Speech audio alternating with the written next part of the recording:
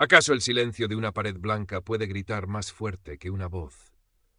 Amara Diop se hacía esa pregunta mientras el sol de la mañana sevillana, ese que doraba la Giralda y hacía hervir el Guadalquivir en verano, se filtraba perezoso por la ventana de su pequeño estudio en Triana. No era un silencio cualquiera el que la atormentaba, sino el de los lienzos impolutos, el de las oportunidades no ofrecidas, el de las miradas que resbalaban sobre su piel oscura para detenerse en un algo más que nunca era ella, sino el eco de una otredad impuesta. El aroma a café recién hecho y a azahar que trepaba desde el patio de vecinos se mezclaba con el olor metálico de sus pinturas y la madera de sus lápices. Sobre la mesa, la tableta gráfica esperaba, su pantalla un espejo negro donde se reflejaban sus ojos almendrados, hoy velados por una sombra de incertidumbre. Llevaba semanas trabajando en Guardianes de Ébano, una serie de ilustraciones digitales que reimaginaban deidades yorubas y mandingas, Yemayá con sus faldas de olas cósmicas, Shango con su hacha de trueno danzando sobre los tejados de la Cartuja, Anansi tejiendo redes de sabiduría entre los naranjos de la plaza de Doña Elvira. Era su proyecto más ambicioso, el más personal, un grito de color y forma contra el monocromo persistente de las expectativas ajenas. Su amiga Sofía Ramírez, un torbellino de energía y rizos castaños que contrastaba con su propia calma introspectiva, había irrumpido la tarde anterior con su entusiasmo habitual.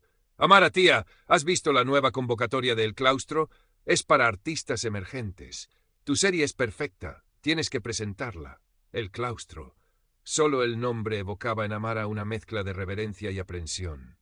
La galería más prestigiosa de Sevilla, dirigida con mano de hierro y guante de seda por don Anselmo Vázquez, un nombre que era sinónimo de la alta cultura hispalense, un guardián de las esencias artísticas y, según los susurros en los círculos menos complacientes, un cancerbero de privilegios. No sé, Sophie, ¿mi trabajo allí?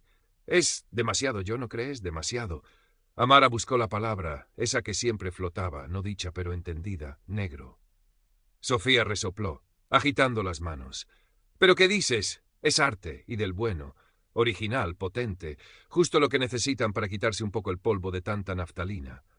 Don Anselmo se creerá muy importante, pero hasta los dinosaurios necesitan un meteorito de vez en cuando.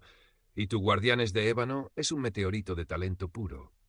A pesar de sus recelos, Amara había pasado la noche puliendo su portafolio digital, redactando una propuesta donde cada palabra intentaba equilibrar pasión y profesionalismo. La discriminación, esa sombra escurridiza, le había enseñado a ser doblemente meticulosa, a no dejar flancos descubiertos. Cualquier fallo no sería atribuido a un despiste, sino a una incapacidad inherente ligada al color de su piel, a su origen senegalés, aunque hubiera nacido y crecido bajo el mismo sol andaluz que doraba los geranios en los balcones de sus vecinos. Recordó fugazmente a aquel profesor de la escuela de arte, el que había alabado la frescura exótica de sus primeros bocetos, como si su talento fuera un fruto silvestre y no el resultado de horas de estudio y disciplina. Esa herida, aunque cicatrizada, aún dolía en los días de duda. Con un suspiro que arrastraba más temores que esperanzas, adjuntó el archivo y pulsó enviar. La respuesta, para su sorpresa, llegó al día siguiente. Estimada Cinta Diop, don Anselmo Vázquez ha revisado su interesante propuesta y estaría encantado de recibirla para conversar sobre ella. Le ruego se ponga en contacto para concertar una cita. Atentamente, Secretaría del Claustro. El corazón de Amara dio un vuelco. ¿Interesante propuesta? Quizás Sofía tenía razón. Quizás, solo quizás, esta vez sería diferente. El claustro ocupaba un antiguo convento del siglo XVII en pleno barrio de Santa Cruz, un laberinto de calles estrechas y plazas recoletas que olían a historia y a jazmín. Sus muros encalados, la austeridad elegante de su patio con fuente de mármol y el silencio casi monástico que envolvía sus salas de exposición contrastaban brutalmente con la explosión de color y vida del estudio de Amara. Se sentía como una nota disonante en una sinfonía perfectamente orquestada. Don Anselmo Vázquez la recibió en su despacho, una estancia amplia con artesonado de madera oscura, estanterías repletas de catálogos de arte y una única pintura abstracta de un artista consagrado dominando la pared. El hombre, de unos 60 años, vestía un traje impecable de lino color hueso, sus cabellos plateados peinados hacia atrás con pulcritud. Se quitó las gafas de montura dorada con un gesto estudiado y le ofreció una sonrisa que Amara no supo si calificar de amable o condescendiente. Sintad Diop, un placer. Su trabajo, ciertamente llamativo, comenzó mientras deslizaba las imágenes de guardianes de ébano en la gran pantalla de su ordenador. Amara observaba sus reacciones, intentando descifrar el leve arqueo de una ceja, la forma en que sus labios se fruncían casi imperceptiblemente. Hay una vitalidad innegable, una crudeza, muy propia de, digamos, ciertas expresiones culturales. Amara sintió una punzada familiar. Ciertas expresiones culturales, el eufemismo de siempre. Mis influencias son diversas, don Anselmo, replicó ella, manteniendo la voz firme, pero la base conceptual se nutre de la cosmogonía yoruba y mandinga, sí. Busco crear un diálogo entre esa herencia y la estética contemporánea global. Entiendo. Un enfoque exótico, sin duda, continuó él, asintiendo lentamente. Tiene un atractivo visual inmediato, una fuerza decorativa considerable, para un público joven, quizás. Se detuvo como si midiera sus palabras. Pero el arte con mayúsculas, Sintad Diop, aspira a una universalidad, a una trascendencia que, bueno, a veces estas temáticas tan específicas, tan identitarias, pueden limitar su alcance, ¿no cree? Cada palabra era como una pequeña aguja. Fuerza decorativa, temáticas específicas. Sentía como su propuesta, su alma volcada en esas imágenes, era reducida a una curiosidad etnográfica. No creo que la identidad limite la universalidad, don Anselmo, argumentó Amara, sintiendo como un nudo se formaba en su garganta. Al contrario, creo que lo universal se encuentra precisamente en la honestidad de las voces particulares. Don Anselmo sonrió de nuevo, una sonrisa que esta vez le pareció inequívocamente paternalista. Una visión muy idealista, querida, muy propia de la juventud. Pero el mercado del arte, la crítica seria, tienen sus propios códigos, sus propias exigencias. Hojeó virtualmente sus ilustraciones una vez más. Mire, el claustro tiene una convocatoria abierta para una exposición colectiva de nuevos talentos. Miradas frescas, la llamamos. Podríamos encontrarle un hueco, un pequeño espacio. Quizás si adaptara algunas de estas piezas y las hiciera un poco más sutiles, menos directas en su mensaje étnico. Algo que dialogue mejor con las otras propuestas, más convencionales, si me permite el término. Un pequeño espacio. Adaptar. Menos étnico. Amara sintió un frío que nada tenía que ver con el aire acondicionado del despacho. Era la vieja historia.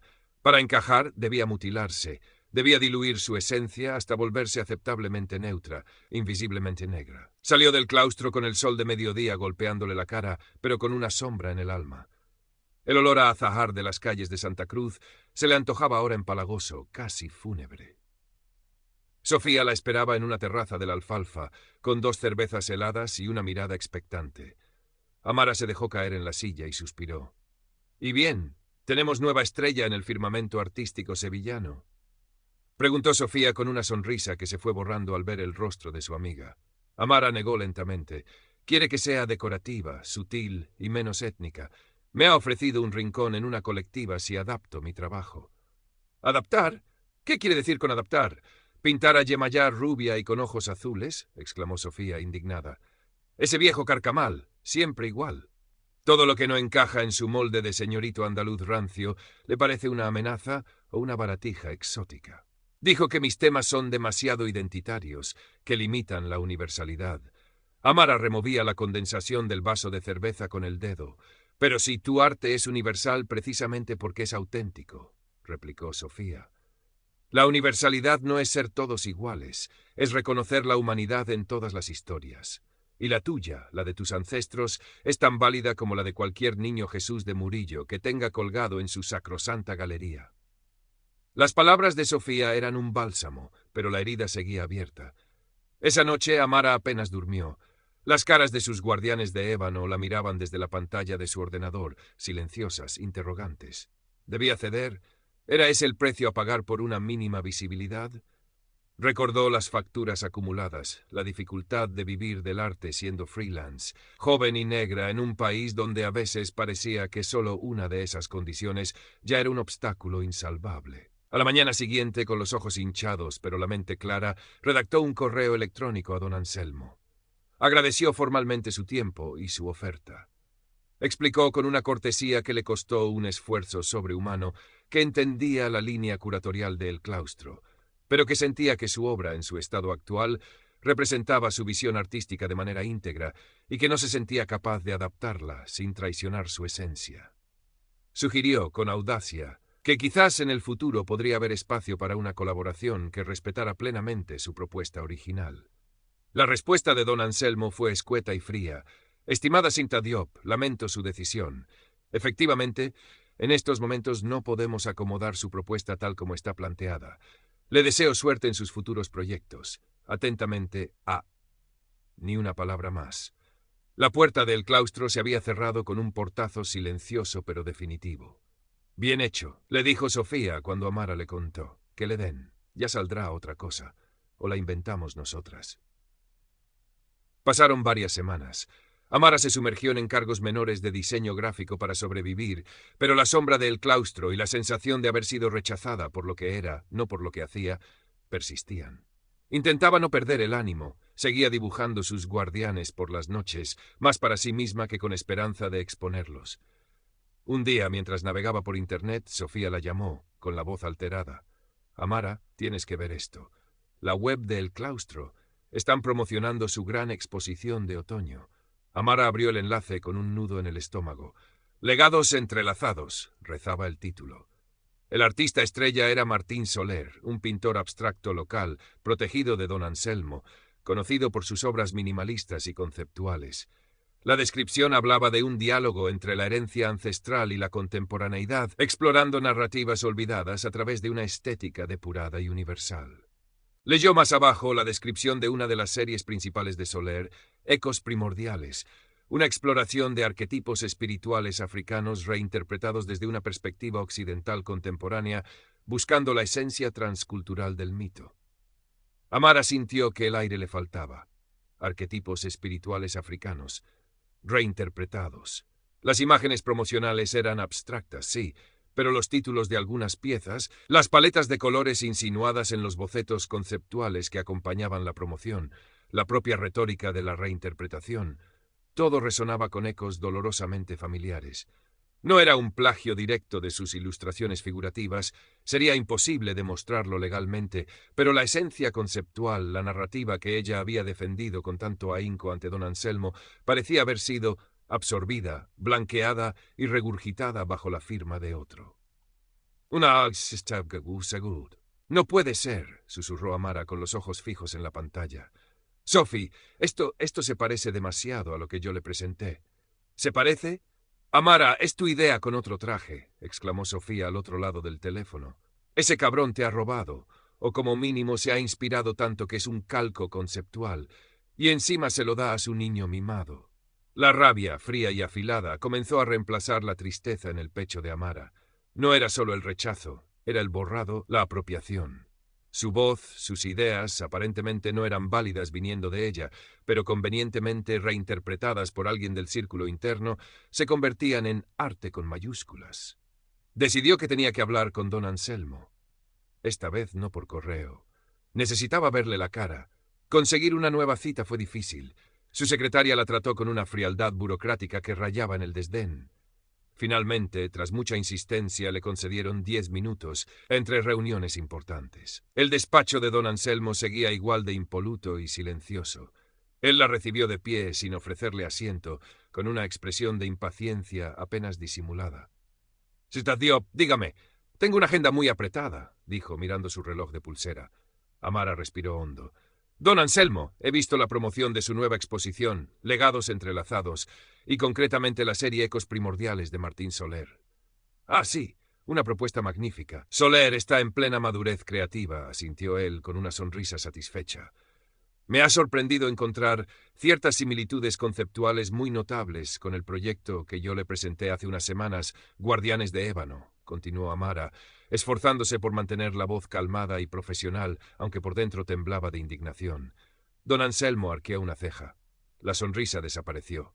«¿Similitudes, dice usted? ¿Qué clase de similitudes?» Su tono se había vuelto gélido. Amara detalló los paralelismos. La reinterpretación de mitologías africanas, la búsqueda de un diálogo con la contemporaneidad, incluso algunos ejes temáticos que ella había esbozado en su propuesta escrita. Cuando terminó, don Anselmo la miró con una expresión que mezclaba incredulidad y ofensa.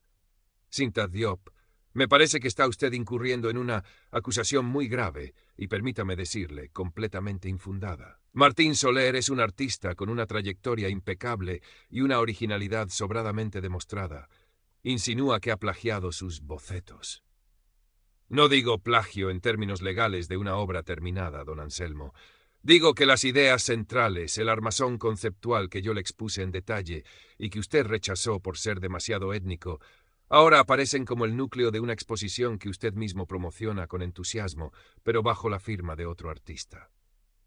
«¡Pero qué despropósito!», exclamó él, ahora visiblemente irritado. El arte, querida, bebe de muchas fuentes. Las ideas flotan en el aire. Que usted haya tenido una ocurrencia rudimentaria sobre temas africanos no le da la patente universal sobre ellos.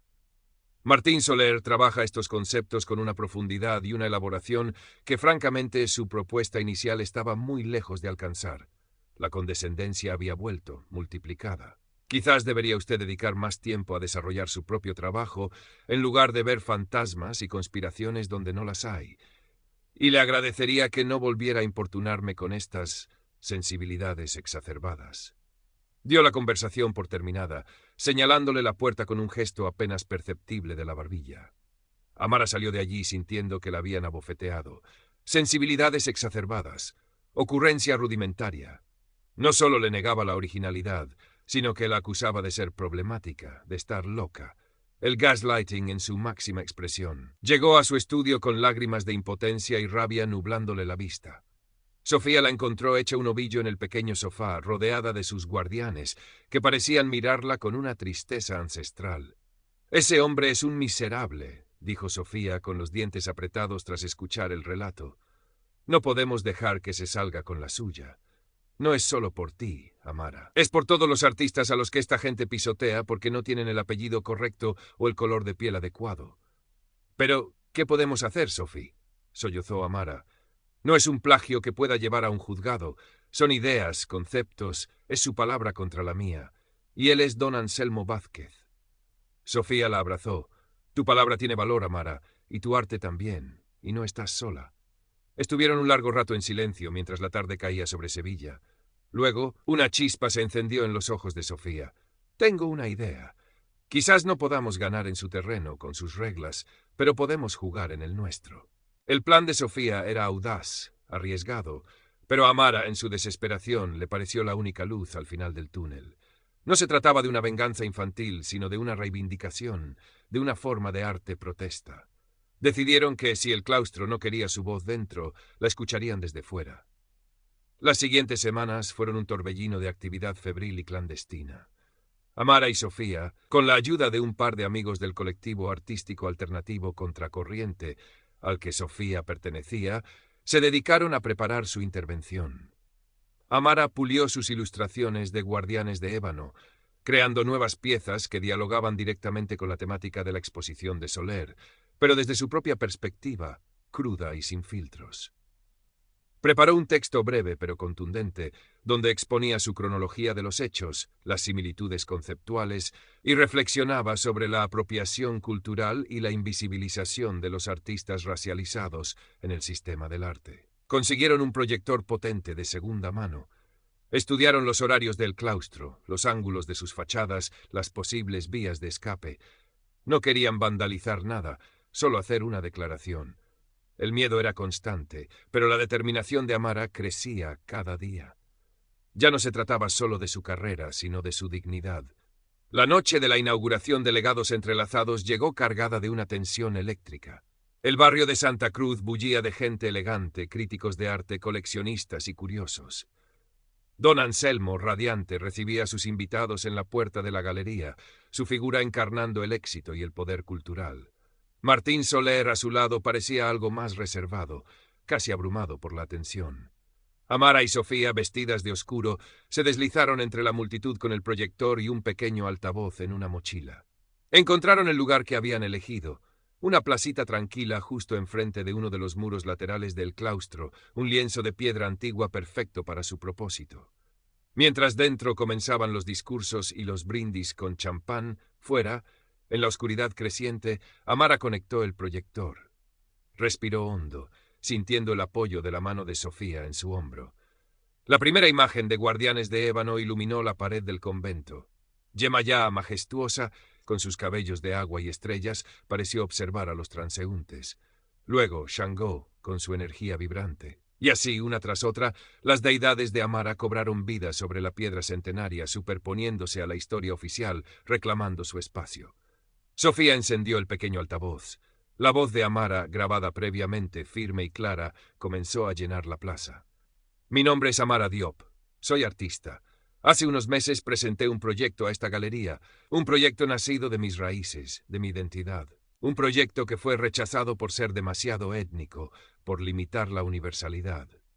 Mientras hablaba, las imágenes de su propuesta original se proyectaban junto a capturas de pantalla de la promoción de legados entrelazados, resaltando las coincidencias conceptuales. Hoy, esta galería inaugura una exposición que curiosamente explora temas muy similares. No juzgo la obra del artista expuesto, a quien respeto, pero me pregunto, ¿cuándo una idea es original y cuándo es inspiración conveniente? ¿Por qué ciertas voces son amplificadas y otras silenciadas o reinterpretadas hasta perder su esencia? ¿Es el arte realmente universal cuando sistemáticamente se privilegian unas narrativas sobre otras? Algunos invitados que habían salido a fumar o a tomar el aire se detuvieron, intrigados. Sacaron sus móviles y comenzaron a grabar. El mensaje de Amara no era un grito, sino una pregunta, una reflexión lanzada al viento de la noche sevillana. No busco un escándalo, continuó su voz, sino un diálogo. Un diálogo sobre la ética en el arte, sobre la justicia para los creadores emergentes, sobre la necesidad de que todas las historias, en toda su diversidad, tengan un lugar visible y respetado. La proyección terminó con una imagen de Anansi tejiendo una intrincada red dorada, y la frase, la creatividad no tiene color, pero a menudo se le impone uno. Antes de que nadie pudiera reaccionar demasiado, Amara y Sofía recogieron rápidamente su equipo y se perdieron por las callejuelas de Santa Cruz, dejando atrás el murmullo creciente de los espectadores y la fachada del claustro, de nuevo en penumbra, pero con el eco de una verdad incómoda flotando en el aire. Al día siguiente, Sevilla amaneció con una nueva comidilla en sus mentideros culturales. Los vídeos de la intervención artística de Amara frente al claustro circulaban por WhatsApp y pequeñas cuentas de Instagram dedicadas al arte local. No se hizo viral a nivel nacional, pero en el circuito artístico sevillano y andaluz el impacto fue inmediato. Don Anselmo Vázquez montó en cólera. Envió un comunicado interno a sus contactos hablando de un acto de vandalismo inadmisible y de una artista resentida buscando notoriedad fácil. Amenazó con acciones legales, pero en el fondo sabía que sería contraproducente. La intervención de Amara había sido inteligente. No había habido daños materiales, solo imágenes y palabras. Un periodista de un diario digital local, de la sección de cultura, que había estado en la inauguración y había presenciado de refilón la proyección, decidió investigar. Contactó a Amara, quien, tras consultar con Sofía, aceptó hablar, siempre con la condición de que se presentaran los hechos de forma objetiva. Le mostró su propuesta original, los correos, y explicó su sentir sin caer en la descalificación personal. El artículo se tituló Inspiración-apropiación. La polémica intervención de una joven artista ensombrece la nueva muestra de El Claustro. No tomaba partido abiertamente, pero exponía los argumentos de Amara y la respuesta evasiva de la galería con suficiente claridad como para que los lectores sacaran sus propias conclusiones. Las imágenes de las ilustraciones de Amara, reproducidas en el artículo, hablaban por sí solas. Martín Soler, el artista cuya exposición había quedado en el centro de la tormenta, emitió un comunicado personal. Afirmó no haber tenido conocimiento previo del trabajo de Amara y expresó su profunda incomodidad si su obra había sido, aún involuntariamente, parte de un proceso que hubiera perjudicado a una colega emergente. Anunció que revisaría los conceptos de su serie Ecos Primordiales y que buscaría un diálogo con Amara. Era un golpe duro para la credibilidad de don Anselmo. En los círculos artísticos el debate fue intenso. Muchos artistas consagrados defendieron a Vázquez, aludiendo a su trayectoria. Pero una nueva generación de creadores, especialmente aquellos de colectivos alternativos o de minorías, vieron en Amara un símbolo. Se organizaron pequeñas mesas redondas online sobre ética en el arte, sobre la representación y las dinámicas de poder en las instituciones culturales.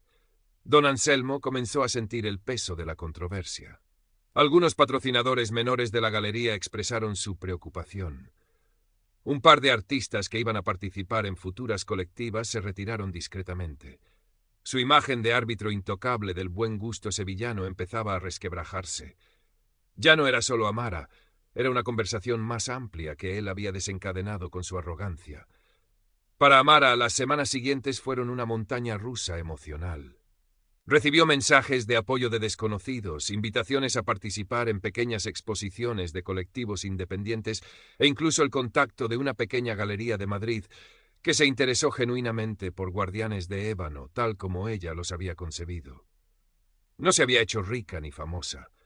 La lucha contra el prejuicio sutil, contra las puertas que se cierran por el color de tu piel o por la naturaleza de tu voz, sabía que era una maratón, no un sprint. Pero algo había cambiado fundamentalmente dentro de ella. Ya no era la joven artista que dudaba de sí misma, la que temía no encajar. Había encontrado su voz y había descubierto que, aunque temblara, podía hacerse oír. Una tarde, mientras el sol poniente teñía de oro viejo los tejados de Triana, Amara estaba en su estudio frente a un nuevo lienzo digital. En la pantalla una figura comenzaba a tomar forma, una Anansi moderna, tejiendo no una red de engaños, sino una red de conexiones, de solidaridad, con hilos de todos los colores que se extendían sobre un mapa de Sevilla. Una sonrisa serena, casi imperceptible, se dibujó en sus labios. La red apenas comenzaba a tejerse, pero ya era fuerte y era suya. El silencio de las paredes blancas de su estudio ya no era opresivo, ahora estaba lleno de posibilidades, del eco de una voz que, por fin, había encontrado su espacio.